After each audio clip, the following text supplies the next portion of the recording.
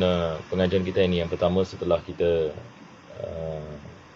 masuk ini bulan Ramadan ya.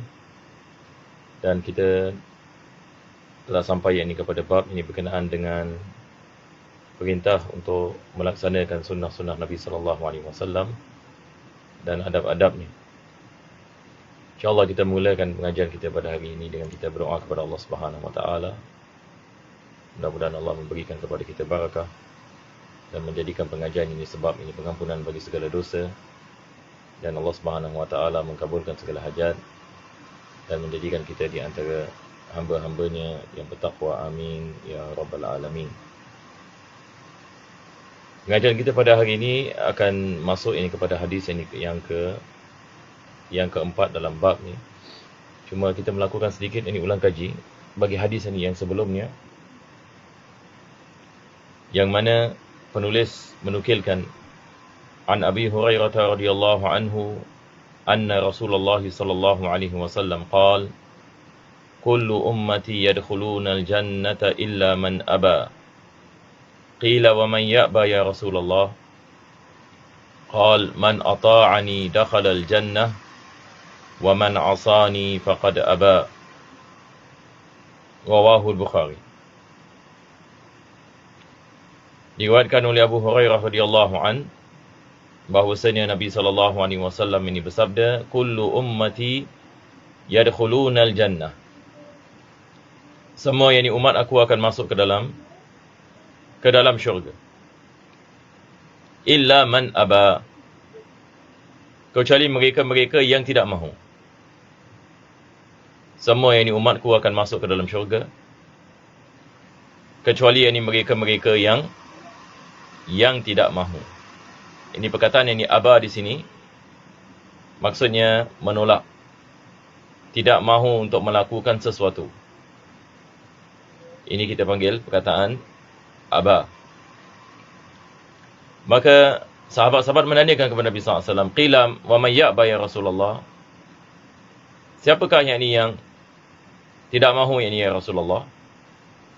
Maka di sini Nabi SAW mengatakan, dan ini menyebabkan Imam Nawawi meletakkan hadis ini dalam bab perintah ini untuk melaksanakan sunnah dan adab-adabnya, yang mana Nabi mengatakan, man ata'ani dakhala al-jannah. Barang siapa yang mentaatiku, dia akan masuk ke dalam syurga. Seperti mana kita faham dalam Islam, apabila kita mentaati Nabi SAW, pada hakikatnya kita mentaati Allah Subhanahu Wa Taala. Allah Subhanahu Wa Taala mengatakan dalam Al-Quranul Karim, man ata'a ar-rasul faqad ata'a Allah. Barang siapa yang mentaati Rasul, yakni Nabi Muhammad SAW, maka sesungguhnya dia telah mentaati Allah Subhanahu Wa Taala. Daripada sini kita dapat faham, barang siapa yang tidak mentaati Rasul, yakni maksudnya dia tidak mentaati Allah Subhanahu Wa Taala. Maka Nabi SAW adalah Rasulullah, pesuruh Allah Subhanahu Wa Taala yang membawa wahyu dan risalah daripada Allah Subhanahu Wa Taala kepada manusia, dan Allah memerintahkan kita untuk kita mengikuti jejak langkah Nabi SAW. Yang mana Allah mengatakan, qul in kuntum tuhibbunallaha fattabi'uni. Katakanlah ya Muhammad SAW, kalau kamu cinta kepada Allah, maka ikutilah aku. Yuhibbukumullah. Allah Subhanahu Wa Taala akan mencintaimu. Maka cara kita mendapatkan kecintaan daripada Allah adalah dengan ittiba' kepada Nabi Muhammad SAW. Dengan kita mengikuti jejak langkah Nabi kita SAW dalam segala aspek kehidupan. Itu sebab ini bagi seorang Muslim sangat penting sekali untuk kita mempelajari segala-galanya tentang Nabi Muhammad SAW. Bagaimana dengan ibadatnya, bagaimana dengan kelakuannya, bagaimana dengan cara dia selesaikan masalahnya dan sebagainya. Sebab Nabi kita SAW, dia adalah uswatun hasanah, seperti mana Allah mengatakan, laqad kana lakum fi rasulillahi uswatun hasanah. Dalam kehidupan Nabi SAW ada contoh yang terbaik. Dan Nabi SAW dia adalah pintu kepada Allah Subhanahu Wa Taala. Melalui Nabi SAW, Kita kenal siapa Allah Subhanahu Wa Taala, kita kenal kepada salat, dan melalui ittiba' kepada Nabi kita sallallahu alaihi wasallam, itu hanya sebenarnya cara yang ini untuk kita mendapatkan kecintaan daripada Allah. Maka Nabi mengatakan, man ata'ani, barang siapa yang mentaatiku, dakhalal jannah, dia akan masuk ke dalam syurga. Yani ketaatan kepada Nabi sallallahu alaihi wasallam, seperti mana kita mengatakan, dia sama dengan ketaatan kepada Allah. Maka kejayaan manusia adalah taat yakni kepada Allah dan Rasul. Segala perintah Allah Subhanahu Wa Taala dibawa oleh Nabi Muhammad sallallahu alaihi wasallam. Apabila seseorang itu mentaati Nabi Muhammad sallallahu alaihi wasallam, maka dia telah mentaati Allah dan Rasul. Dan barang siapa yang mentaati Allah dan Rasul, maka dia akan mendapatkan kejayaan yang ini di dunia dan akhirat. Seperti mana Allah mengatakan dalam Al-Quran, wa may yuti'illaha wa rasulahu.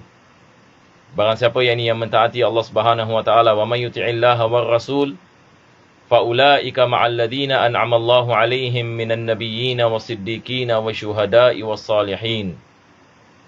Barang siapa yang mentaati Allah dan Rasulnya, maka Allah akan menggolongkan dia bersama para nabi dan rasul, bersama para siddiqin, bersama para syuhada, bersama para salihin, wa hasuna ulaika rafiqa, dan mereka adalah sebaik-baik teman di syurga.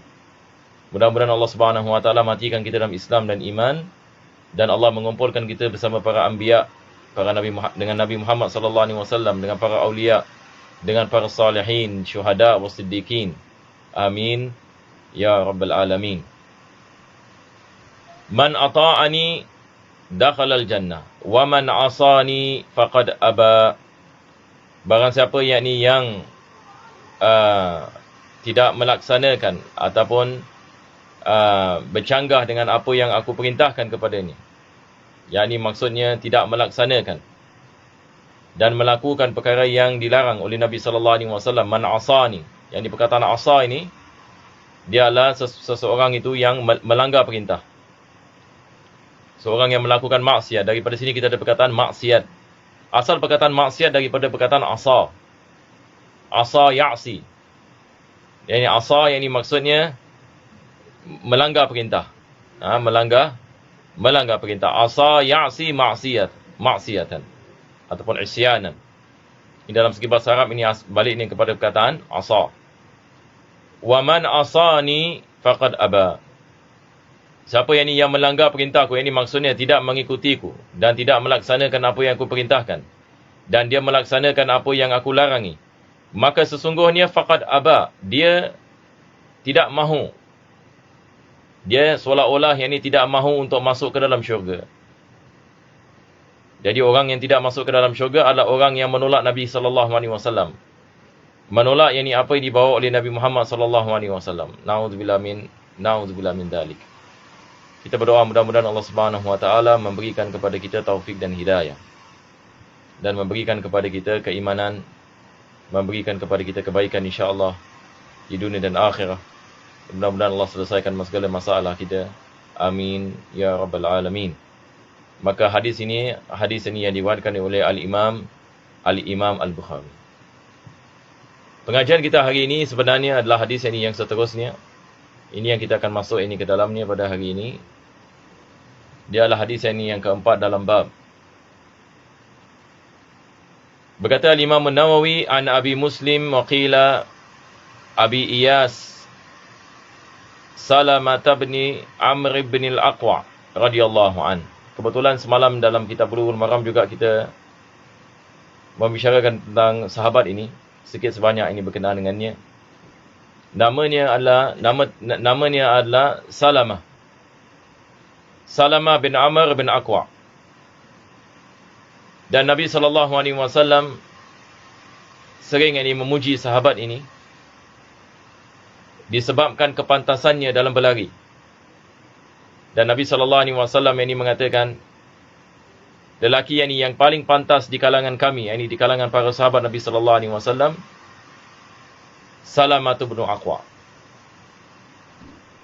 Dan dikatakan kepantasannya kadang-kala melepasi kepantasan kuda itu sendiri.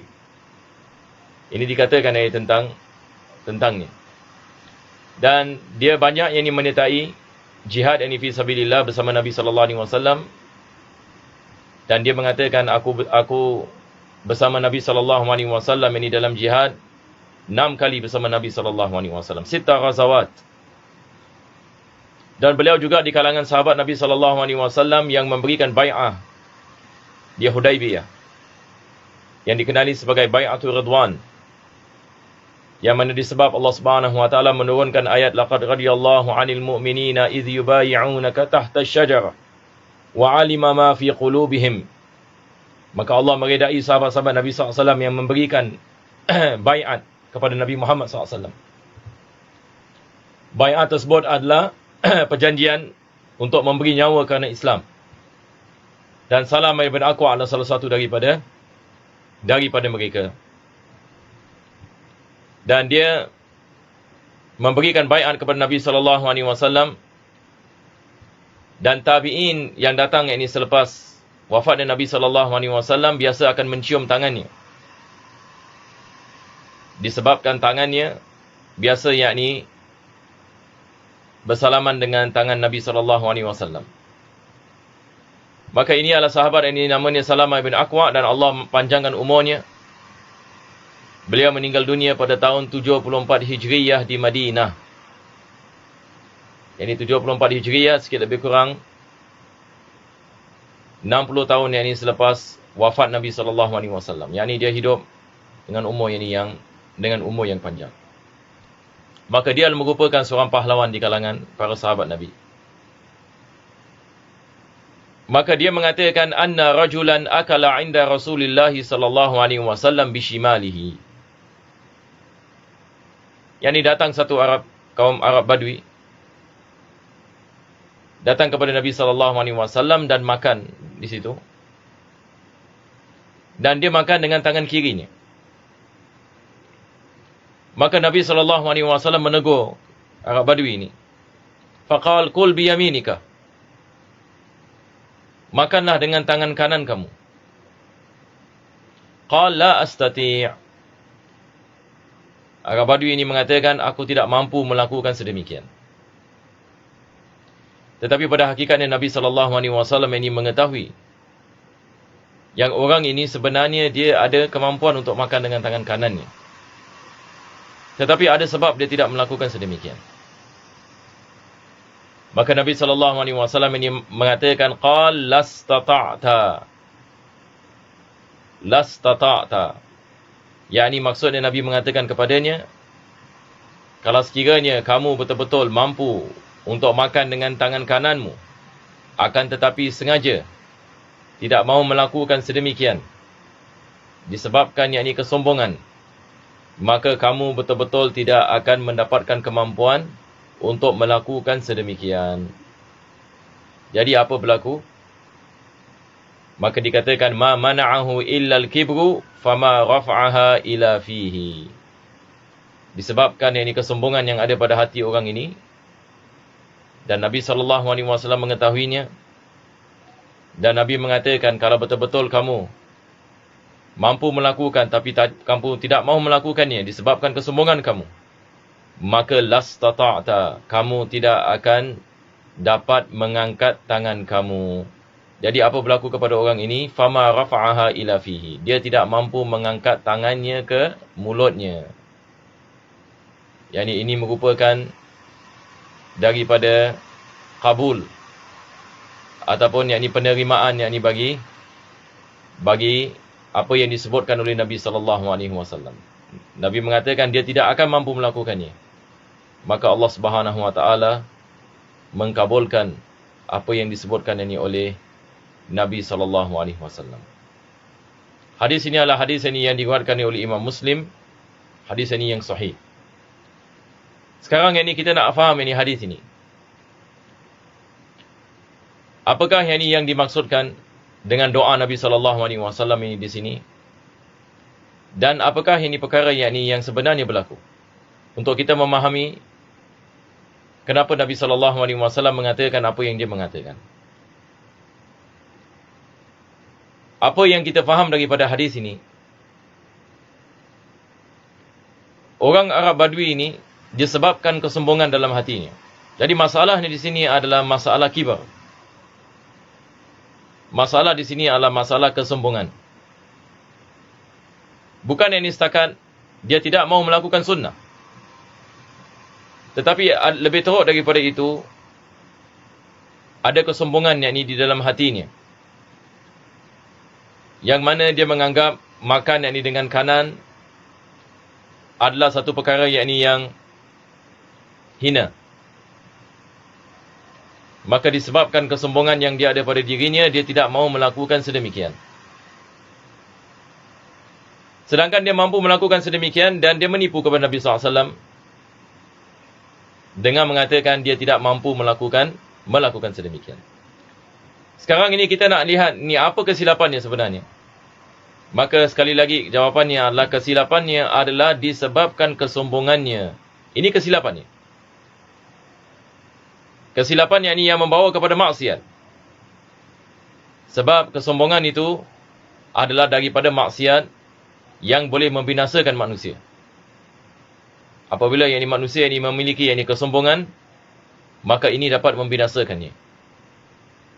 Dan manusia ada sifat kesombongan dengan banyak sebab. Kadang-kala ada manusia yang dia sombong disebabkan hartanya. Dan dia memandang rendah kepada orang miskin. Ada orang yang dia sombong dengan kekuatannya. Dan dia pandang rendah kepada orang yang lemah. Ada orang yang dia sombong dengan kerajaannya. Misalnya, dia seorang raja. Maka dia memandang rendah kepada rakyatnya. Ada orang yang dia sombong dengan kerjayanya. Dan dia memandang rendah kepada orang yang di bawahannya. Ada orang yang sombong disebabkan kecantikannya. Dan dia memandang rendah kepada orang yang hodoh. Ada orang yang sombong disebabkan warna kulitnya. Dan dia memandang rendah kepada orang yang selain. Dan sebagainya. Jadi kita boleh membicarakan ini banyak sekali. Ada orang yang hatta sombong disebabkannya terhadap Nabi Adam AS. Maka Allah Subhanahu Wa Taala mengajarkan kepada kita, kesombongan ini dapat membinasakan manusia. Maka Nabi SAW nak mengajarkan kepada orang ini supaya jangan bersombong. Dan kesombongan itu adalah perkara yang besar di dalam Islam. Jadi apa yang berlaku dengan kuasa Allah Subhanahu Wa Taala, dia tidak dapat mengangkat di tangannya. Baru dia memahami bahawasanya Allah Subhanahu Wa Taala yang memberikan segala nikmat kepadanya. Allah yang memberikan kekuatan kepadanya. Allah yang memberikan segala-galanya kepadanya. Akan tetapi dia tidak mensyukuri atas nikmat yang Allah Subhanahu Wa Taala memberikan kepadanya. Maka di sini kita mengatakan segala-galanya berlaku dengan kuasa Allah Subhanahu Wa Taala, walaupun dengan mengangkat tangan, walaupun dengan mengangkat jari. Kita ada hadis Nabi SAW, misalan, apabila Nabi pulang daripada kota Taif, dia duduk di sebuah pokok, datang seorang nak membunuhnya. Dan Nabi menggantung pedangnya di dahan pokok.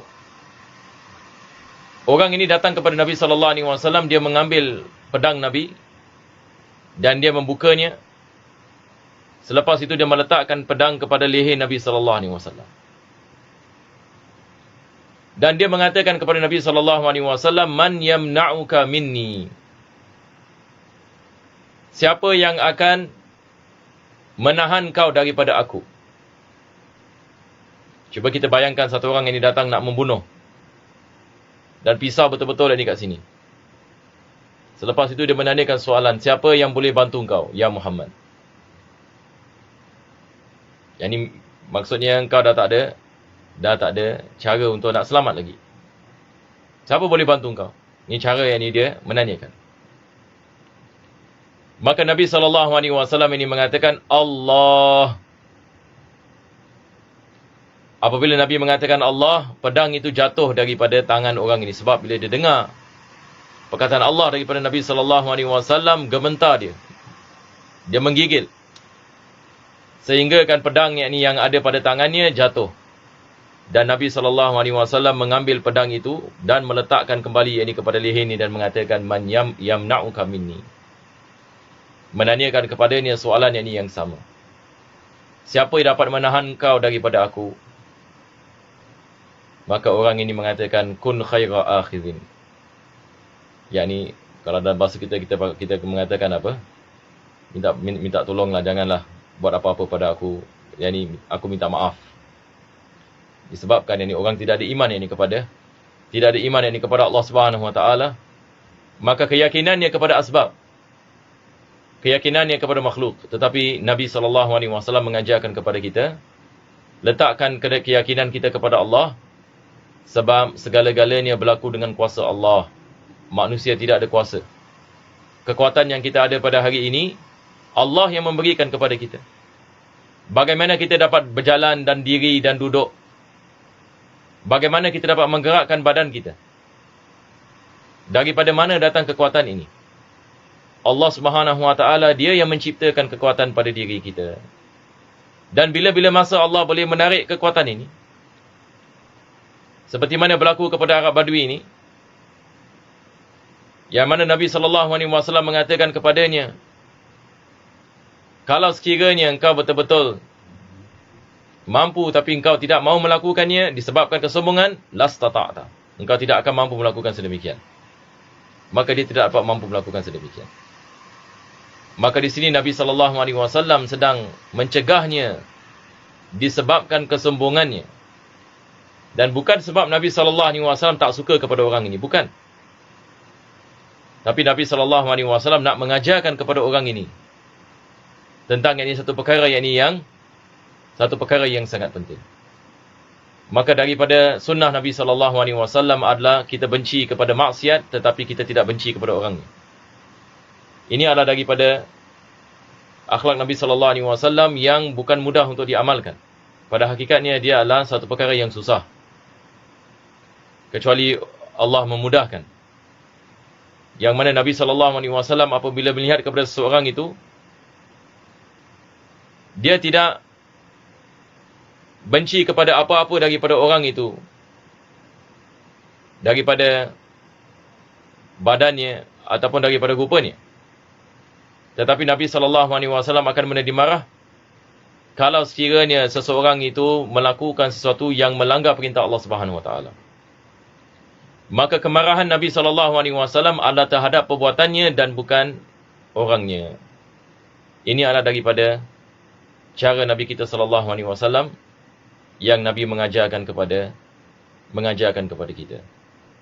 InsyaAllah pada kali yang akan datang, kita insyaAllah akan membicarakan lebih tentang perkara ini insyaAllah. Mudah-mudahan Allah Subhanahu Wa Taala memberikan kepada kita taufik dan hidayah. Wa sallallahu ala sayyidina Muhammadin wa ala alihi wa sahbihi wa sallam. Walhamdulillahi rabbil alamin.